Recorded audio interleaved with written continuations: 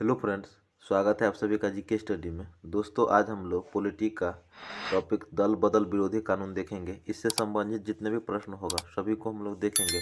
तो चलिए स्टार्ट करते हैं। पहला प्रश्न है, दल बदल विरोधी अधिनियम के अंतर्गत भारतीय संविधान में किसी सदस्य की अयोग्यता अथवा योग्यता पर निर्णय करने का अधिकार किसे प्राप्त है? ये प्राप्त है लोकसभा अध्यक्ष को। दल बदल विरोधी अधिनियम के अंतर्गत संविधान में किसी सदस्य की अयोग्यता अथवा योग्यता पर निर्णय करने का अधिकार लोकसभा अध्यक्ष को है। नेक्स्ट है, सर्वोच्च न्यायालय ने दल बदल कानून की किस धारा को असंवैधानिक करार दिया है? तो 7वीं को। सर्वोच्च न्यायालय ने दल बदल कानून की किस धारा को असंवैधानिक करार दिया है? 7वीं को। नेक्स्ट है, दल बदल विरोधी कानून से संविधान का कौन सा संशोधन संबंधित है? 52वीं। दल बदल विरोधी कानून से संबंधित कौन सा संशोधन संबंधित है? तो 52वां संबंधित है। नेक्स्ट प्रश्न देखेंगे, भारत के संविधान का कौन सी एक अनुसूची में दल बदल विरोधी कानून का विषय का प्रावधान है? तो ये प्रावधान है 10वीं अनुसूची में। भारत के संविधान की कौन सी अनुसूची में दल बदल विरोधी कानून विषय का प्रावधान है? 10वीं अनुसूची में है। नेक्स्ट है, संसद का एक निर्दलीय सदस्य कितने समय के अंदर किसी राजनीतिक दल का सदस्य बन जाना चाहिए ताकि दल बदल कानून के तहत कोई कार्रवाई न हो सके? 6 माह के अंदर। निर्दलीय सदस्य को कितने माह के अंदर राजनीतिक पार्टी में शामिल हो जाना चाहिए? 6 माह के अंदर में। भारत में पहली बार दल बदल पर प्रतिबंध कब लगाया गया था? तो ये लगाया गया था 52वां संविधान संशोधन 1985 के द्वारा। भारत में पहली बार दल बदल पर प्रतिबंध कब लगाया गया था? 52वां संविधान संशोधन 1985 में लगाया गया था। नेक्स्ट है, किस संविधान संशोधन दल बदल पूरी तरह से प्रतिबंध लगाया गया था? 51वां संविधान संशोधन के द्वारा। किस संविधान संशोधन दल बदल पूरी तरह से प्रतिबंध लगाया गया? 91वां संविधान संशोधन के द्वारा। नेक्स्ट प्रश्न देखेंगे, दल बदल निरोधक अधिनियम कब पारित हुआ? तो ये पारित हुआ था 15 फरवरी 1985 को। दल बदल निरोधक अधिनियम कब पारित हुआ था? ये पारित हुआ था 15 फरवरी 1985 को पारित हुआ था। नेक्स्ट टॉपिक है, पिछड़े वर्गों से के संबंध में विशेष प्रावधान। तो चलिए स्टार्ट करते हैं। भारतीय संविधान में किन वर्गों के संबंध में विशेष प्रावधान दिया गया है? तो ये विशेष प्रावधान है अनुसूचित जाति एवं जनजाति, अल्पसंख्यक एवं पिछड़े वर्ग तथा आंगन भारतीय समुदाय। संविधान के किन वर्गों के संबंध में विशेष प्रावधान दिया गया है? तो विशेष प्रावधान है अनुसूचित जाति एवं जनजाति, अल्पसंख्यक एवं पिछड़े वर्ग तथा आंगन भारतीय समुदाय। आगे प्रश्न देखेंगे। प्रश्न है, कौन व्यक्ति अनुसूचित जाति या जनजाति के सदस्य हैं, इसका निर्धारण करने का अधिकार है? तो ये अधिकार प्राप्त है राष्ट्रपति एवं राज्यपाल को। कौन से व्यक्ति को अनुसूचित जाति या जनजाति के सदस्य है, इसका निर्धारण करने का अधिकार प्राप्त है?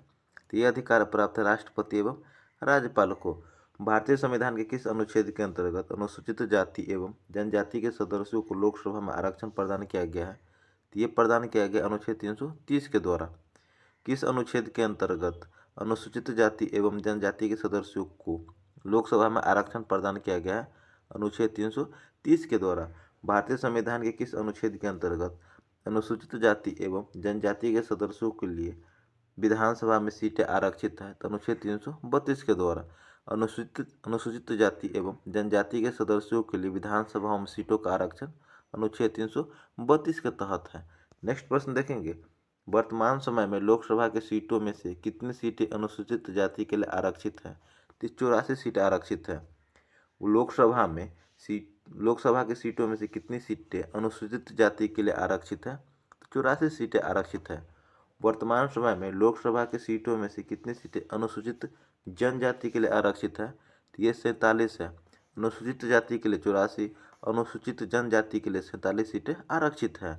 नेक्स्ट है, लोकसभा के निर्वाचन में अनुसूचित जाति एवं जनजाति के लिए आरक्षित सीटें 131 है। लोकसभा में निर्वाचन में अनुसूचित जातियों एवं जनजातियों के लिए आरक्षित सीटें 131 है। नेक्स्ट है, राज्य विधानसभाओं में कुल 4132 स्थानों में से कितने स्थान अनुसूचित जाति एवं जनजाति के लिए आरक्षित है? 1109। कुल 4132 स्थानों में से कितने स्थान अनुसूचित जाति एवं जनजाति के लिए आरक्षित है? 1109 आरक्षित हैं। नेक्स्ट देखेंगे, संविधान के किस संशोधन द्वारा अनुच्छेद 338 में संशोधन करके अनुसूचित जाति एवं जनजाति आयोग के गठन के संबंध में प्रावधान है। तो यह 65वें संशोधन के द्वारा, किसके द्वारा? 65वें संशोधन के द्वारा।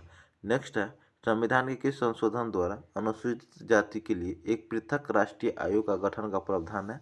89वां संशोधन के द्वारा अनुसूचित जातियों के लिए एक राष्ट्रीय आयोग का गठन का प्रावधान किया गया है 89वां संशोधन के द्वारा। नेक्स्ट है, मूल संविधान में संसद एवं विधानमंडल में अनुसूचित जाति और जनजाति के आरक्षण के लिए निर्धारित 10 वर्ष को बढ़ाकर अब कितने वर्षों के लिए विस्तारित किया गया है? 50 वर्ष। 10 वर्ष से बढ़ाकर कितना कर दिया गया है? 50 वर्ष कर दिया गया है।